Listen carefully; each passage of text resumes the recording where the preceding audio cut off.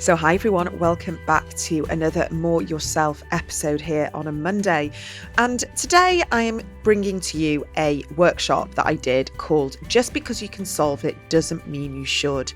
And this is for all the fixers and the sorters and then the people that want to just keep doing, perhaps people pleasing, but always seem to be on the cusp of burnout. I really resonated with this workshop, and I hope it's a bit of a gentle reframe for any of you ADHD women who are working hard, maybe building businesses, maybe you're self-employed, or really just ambitious and want to work to your potential, but keep hitting those same stumbling blocks of exhaustion and burnout, or perhaps falling into the trap of trying to do and be everything to everyone. And that you are now that you're learning about your neurotype and understanding your nervous system, you're wanting to work with it and not against it. So this is all about awareness and using that awareness. So we're going to be talking about setting boundaries to make life, career, business more sustainable, and that self recognition that can be a great starting point to help build those foundations. And recognizing how all the years of masking and all the years of overcompensating has perhaps contributed to this sort of cycle of burnout that perhaps you've subconsciously or unknowingly been living through. And now, maybe with hormones or perimenopause, it's just becoming unsustainable. So I'm going to be giving you some tools, a little bit of a somatic check-in exercise, and hopefully some ways to implement a working pace that feels easier for you. So I hope that this has come at a timely moment and you are able to sit and listen to this, and hopefully it'll help you move forwards with your day, your week and your month. Here it is. And don't forget that I do have lots of resources on my website on burnout and nervous system and how to live with your brain and your body and your wiring. Lots of information there where we're able to understand our hormones, and really, I hope lots of effective tools and strategies if you are looking for more guidance. So if you are interested, head to my website. That is adhdwomenswellbeing.co.uk, and you'll see all the information also on today's show notes. So here is today's episode. As you probably well know, ADHD energy is never linear. Not much what we do is linear. And so it's so important that we recognize that it's okay when things aren't linear. It's okay when things fluctuate and change. And we are not here to do things the same way consistently every single day. That's where our sparks of genius come from, when things aren't linear. And as women, we have hormones as well. So our energy, our motivation, our passion, and our focus naturally fluctuate because we're cyclical beings. And because we're cyclical beings with our hormones, this is when things wax and wane. We can have these big ideas, moments of great creativity and expansion and excitement. And then the next morning we wake up and it's like we don't have anything to give. We're just exhausted and we're overwhelmed by our own brains. We're overwhelmed by our own plans and our over commitments that we thought the day before was a brilliant idea. And of course we could do that. Or RSD kicks in, or fear of judgment, or fear of how am I even going to execute this? It's almost like before we understand our ADHD, we kind of operating from, two different, it's like Bonnie and Clyde, like two different alter egos. And there must have been, for me, a lot of self-shame, a lot of embarrassment about why one day I'm full of motivation and spark and passion. The next day, it's just like, no, want to shut it all down.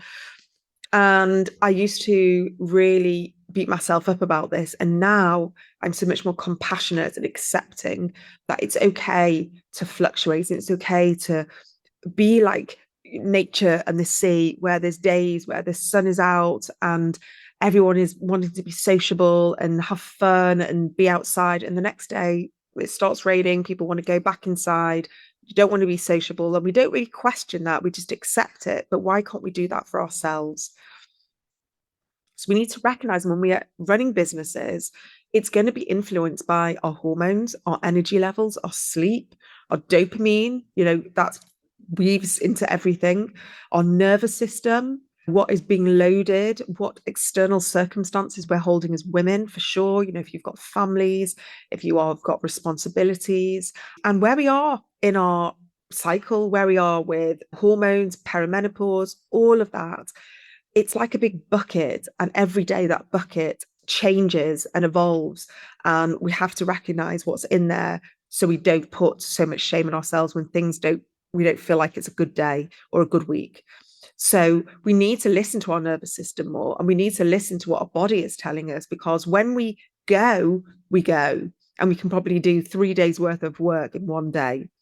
So again, use this time to have a reflection of noticing where you are in your cycle, noticing on those days, what are you able to put to one side when you aren't feeling full of motivation and energy, when you are having a flat day? Can that just be a day where take care of a bit of admin and you do all things that sort of just don't need a huge amount of brain and energy capacity? And the days where you're going to feel better, use that as like creativity, use that as like those days where you charge forward, where you have to push, with motivation, you need to take calls or have meetings. Be curious around it, not shameful. Our brains are driven by dopamine, and the fluctuating of dopamine and other hormones and chemicals as well, whether it's to do with adrenaline, cortisol, serotonin, endorphins, it's all intermingled.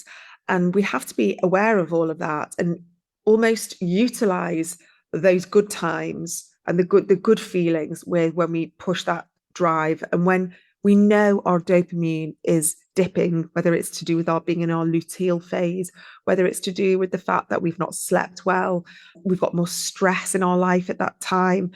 We just have to recognize it and know what's sustainable and what isn't sustainable. And every one of us is different. And I think we put a huge amount of pressure on ourselves to push through every single day like it's the same day, and bypass all the things, the different lifestyle factors and all the different things that really we should take into account, because that is when the negative self-talk kicks in. That is when we say, we're lazy, we're flaky, we're failing again, we're not trying hard enough, we need to do something differently, we need to change tack, we need to pivot. And yes, sometimes we do need to do those things, and yes, sometimes we do need to just pause and breathe and think, is it worth it? A friend of mine always says, is the juice worth the squeeze? And I love that, because I kind of think, oh, yes, there's so many things that we think we should be doing. We think because other people are doing them. But actually, what is it that lights us up? I also think that we need to give ourselves a lot more compassion and a lot more grace for taking things slower, for having more time to breathe, having more space in our diary, not committing so much, just bringing this down to a more gentle, a gentle pace. So when we're having those low energy days, can we lead with more compassion? And again, this reflection is, how do you speak to yourself on those low energy days? How can you reframe? How can you change the way you speak to yourself so you give yourself permission to slow down or go at a slower pace? You give yourself permission to be that version of yourself that doesn't have to be constantly productive and constantly doing. And when you feel that rise of the energy and the creativity and the excitement and the dopamine, it's like, how can you channel that, but to a point where it doesn't feel so extreme as well? So I guess what I'm trying to say is to really work from a place of self-acceptance, recognition, and self-compassion. And then we've got, like me, I'm definitely in the throes of perimenopause. I'm really noticing those hormonal shifts and those fluctuations where some days I really, can't speak properly. I can't form a sentence. My memory's shot, my mood, my sleep, everything is, I'm scraping the barrel. And with that, I look back and I think, oh my God, I've been doing this, for decades. I'm tired. I've got teenage kids, I've got older parents, and we're holding a lot, we're doing a lot beyond our business, outside of what we're trying to achieve in our businesses. And we only have a certain capacity, and we have to recognize that.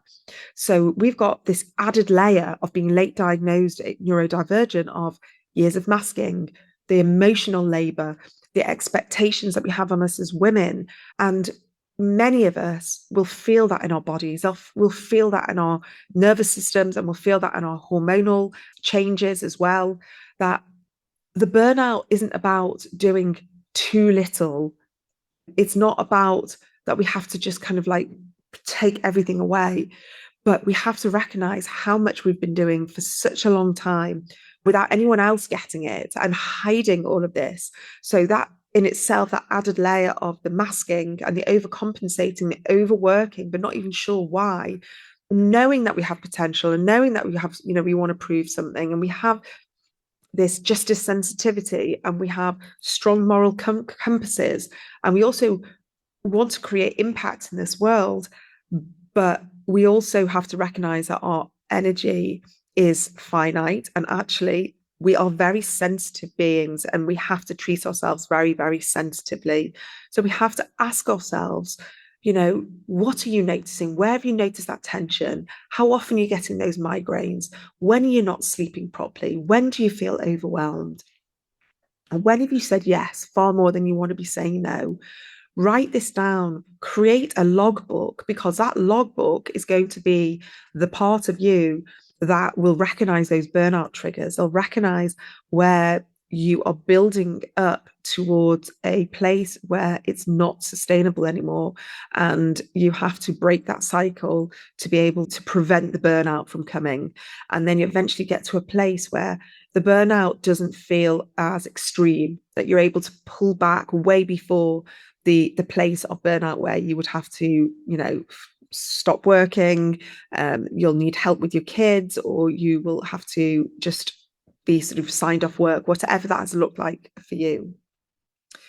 With this comes boundaries. And I always say boundaries is not about being difficult. It's not about being selfish. This is about looking after your nervous system. It's about nurturing the most important part of you. It's so weird because we can't see our nervous system, and we talk about it all the time. We're not quite sure even what it is. We know it's sort of connected to our vagus nerve and our gut and all parts of us. But the nervous system is what drives our behavior. It's what drives so much of the way we show up in the world. And when we come from a very dysregulated nervous system, so many facets of our life start to fall apart, like our sleep, like our relationships, like our mental health, so many different things. And we can't run a solid business from a dysregulated nervous system. So we have to put in those boundaries because they are healing and they're protective, and they are the only way that we can show up day in and day out with truth and authenticity of what feels aligned with us. And the more you understand your nervous system, the more you will know whether you have an expansive feeling of joy and excitement about saying yes to something that really fills you up. And when you know there's that jarred feeling in your nervous system when you just think, oh, I cannot do this. So these boundaries are there to protect your energy, to reduce your overwhelm, prevent this burnout cycle, create more sustainability in your business, and also allow you to grow and expand from a place that feels really aligned and authentic to you, and build on strong foundations, because it's those strong foundations that when you want to pivot, or you want to change something, or you want to add a new service, or you want to do something different, like new training, you've got the foundations in place. And yes, with ADHD, we want to, different things light us up. We like novelty. We might want to introduce different things or try or experiment or get curious. And that is all okay. What is not okay is to do it from shaky foundations, is to do it from a place where you're not quite sure what boundaries are for you and that feel authentic to you. So this is your time to now think, what are those yeses that you're saying, that you're agreeing to, that are costing you energy, that are taking and depleting from, that are making you feel more and more depleted, and noticing when you're overextending and when you are leaning into those obligations and places where you are feeling guilty, where that's adding to the stress of what you do. And I would ask you right now, again, as a point of reflection, is where can you support your well-being now with a gentle boundary? What is it that you can start that doesn't feel too scary, that you think, you know what, I can do that, and have a little think. And this is when you are able to do that body, that somatic nervous system check-in. So you can do that with just putting one hand on your chest, a hand on your belly. Take some nice deep breaths. You slowly inhale through the nose, long exhale through the mouth, and do this 3 times. And notice when you're doing this breath, what do you feel? Notice where the tension, the awareness of tension is going. Where feels tired or heavy? Where feels tight? But also where feels calm and open? Notice what is going on in your body, because this is going to be the place that will alert you. It'll be your sensory kind of alarm system that will tell you when you are overdoing, overcompensating, where you are compromised with your boundaries. And listening to your body is going to be one of the most amazing things that you can do in your business, because sometimes it doesn't make sense, but your body is saying, yes, try it, do it. And then on the flip side, something that really does make sense, and you just think, oh, no, I don't know why I don't want to do that. That's just not for me. I don't want to start a YouTube channel. Or no, I don't want to show up every day on Instagram. But yes, I want to do a live event. That sounds really, really good and really easy and effortless in my nervous system. Lead with that, because sometimes our logic is trying to protect us or keep us safe. And it's our logic that is trying to rule the show, our brain, our ego. And very often it's our nervous system, our inner wisdom, our soul, whatever you want to talk about, however you want to look at it, is wanting to be that inner compass for you.